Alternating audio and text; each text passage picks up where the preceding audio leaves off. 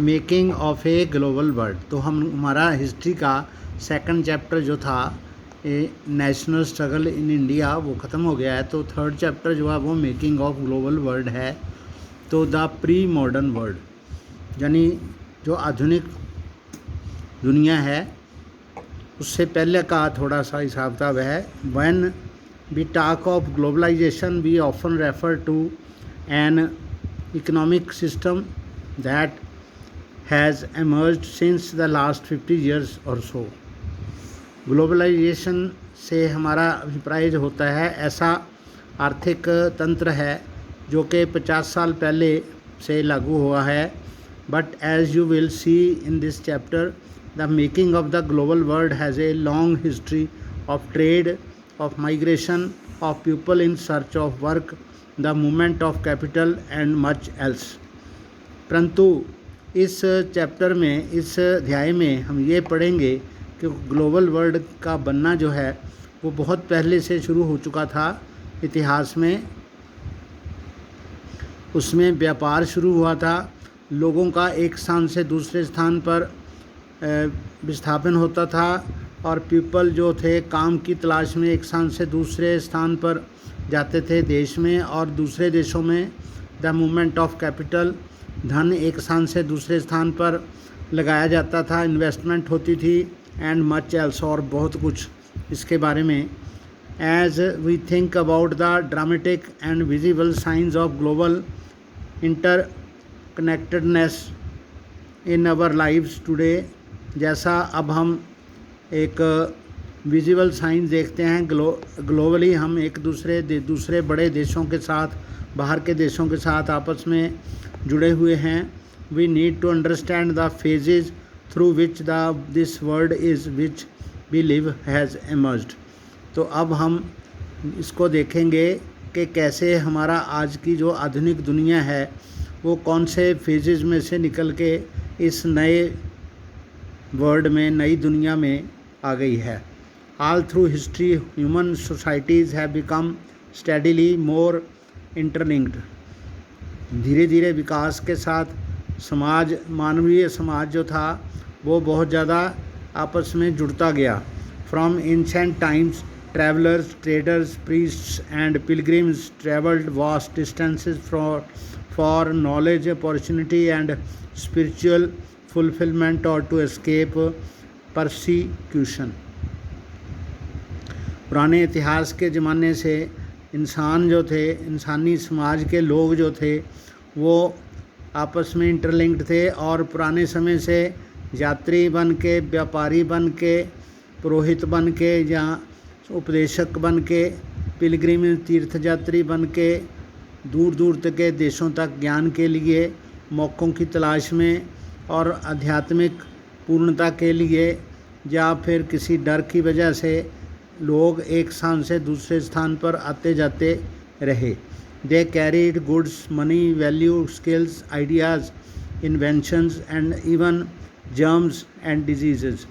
उन्होंने वो अपने साथ वस्तुएं लेके जाते थे, धन लेके जाते थे और कुछ मूल्य लेके जाते थे। मूल्य का मतलब आध्यात्मिक मूल्य लेके जाते थे। उनमें कुछ निपुणता होती थी, उनमें कुछ दक्षता होती थी, किसी कार्य को करने का इनकी निपुणता वो भी वहाँ पर आगे जाके दूसरी जगह पर फैलाते थे।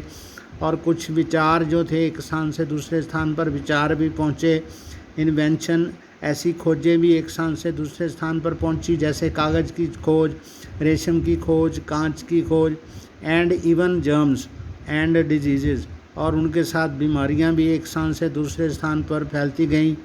As early as 3000 BCE and active coastal trade linked the Indian valley civilization, Indus valley civilization with present day West Asia. तो 3000 साल पहले जो है हमारी एक्टिव जो कोस्टल ट्रेड यानी कि तटीय व्यापार जो था एक स्थान से दूसरे स्थान पर, जो इंडस वैली का था, वो उसकी जो सिविलाइजेशन यानी सभ्यता थी आजकल के वेस्ट एशिया में पहुंच गई। For more than a millennia यानी 1000 साल के बाद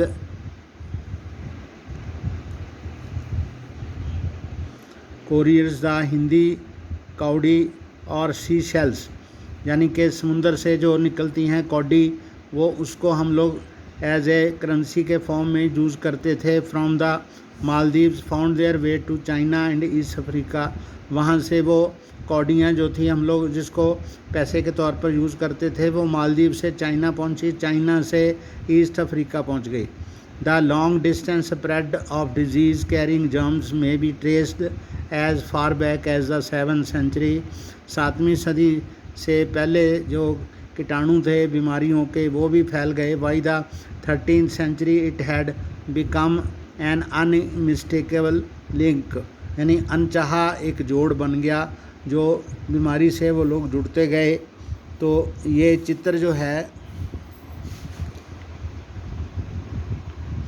image of ship on A memorial stone Goa museum में 10th सेंचुरी का ये एक शिप की मूर्ति बनाई हुई है। From the 9th century images of ships appear regularly in memorial stones. 10वीं शताब्दी से लगातार पत्थरों पर ये समुद्री जहाज़ों के जो चित्र हैं उनकी मूर्तियां दिखती हैं। Found in the western coast पे हैं, indicating the significance of oceanic trade. समुद्री व्यापार को दर्शाते हुए ये चित्र हैं।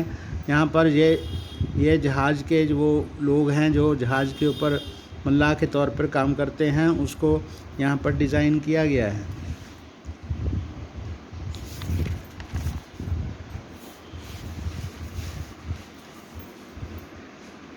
Silk routes link the world. Silk route से दुनिया जुड़ती है। The silk routes are a good example of vibrant pre modern trade and cultural links between distant parts of the world. दुनिया के भिन्न भिन्न भागों में आपसी जो जुड़ाव हुआ वो सिल्क रूट्स हमें दर्शाता है कि सिल्क की वजह से लोगों ने रास्ते बनाए, एक दूसरे को आपस में जोड़ा। The name silk routes point to the importance of westbound Chinese silk cargoes. तो इस जो सिल्क रूट्स है वो रास्ता बताता है, उसके बारे में बताता है जो वेस्ट से चाइना से बाई वेस्ट को गया, यहाँ से रेशम का व्यापार हुआ। Along the route historians have identified several silk roots.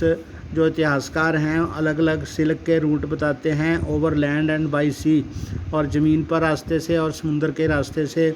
Knitting together vast regions of Asia and linking Asia with Europe and northern Africa. यानी इसमें अलग अलग जो एक जाल की तरह वो रास्ते दिखाते हैं जो एशिया और एशिया को यूरोप से जोड़ते हैं, यूरोप को साउथ नॉर्दर्न अफ्रीका से जोड़ते हैं। They are known to have existed since before the Christian era, यानी कि 2000 साल पहले से क्रिश्चियन इरा जो टाइम शुरू हुआ इस BC से, BC जो था वो बिफोर क्राइस्ट था, क्रिश्चियन इरा से बाद में, उससे पहले के जो रूट हैं वो तब भी थे। And thrived almost till the 15th century, और वो 15वीं शताब्दी तक रहे। But Chinese pottery also travelled the same route. उसी रास्ते से चाइना की जो बर्तन थे, मिट्टी के बर्तन थे, उनकी कला भी एक स्थान से दूसरे स्थान पर चली। As did textiles and spices from India. जैसे भारत से कपड़ा, अलग अलग तरह का मलमल का बारीक कपड़ा, बहुत कीमती बेशकीमती कपड़ा और मसाले चले, एंड साउथ ईस्ट एशिया तक चले। In return precious metal gold and silver flowed from Europe to Asia, और उसके बदले में यूरोप से सोना और चांदी यहाँ पर इंडिया में, एशिया में पहुँचा यूरोप से। Silk route trade as depicted in a Chinese cave painting 8th century cave 2007 Mogao grottoes Gansu China. ये सिल्क रूट को दर्शाती हुई चित्र है। ये 8वीं शताब्दी की फ़ोटो है। तो trade and culture exchange always went hand in hand. तो जो व्यापार था और कल्चर भी था, साथ साथ में आदान प्रदान उसका होता रहा व्यापार के साथ। Early Christian missionaries about almost certainly travelled this route to Asia. जो पुराने ईसाई शिक्षक थे वो इस रूट पे चले एशिया तक आए। As did early Muslim preachers a few centuries later. Muslim preachers मुस्लिम जैसे आए बहुत सदियों बाद। Much before all this Buddhism emerged from eastern India. तो पूर्वीय भारत से बुद्धिज़्म भी ऐसे दुनिया में फैला। And spread in several directions through intersecting points on the silk routes. वो भी सिल्क रूट के रास्ते से होता हुआ चाइना पहुंचा, दूसरे जगह पर पहुंचा, भारत से गया और बुद्धिज़्म सब तरफ फैल गया। ओके।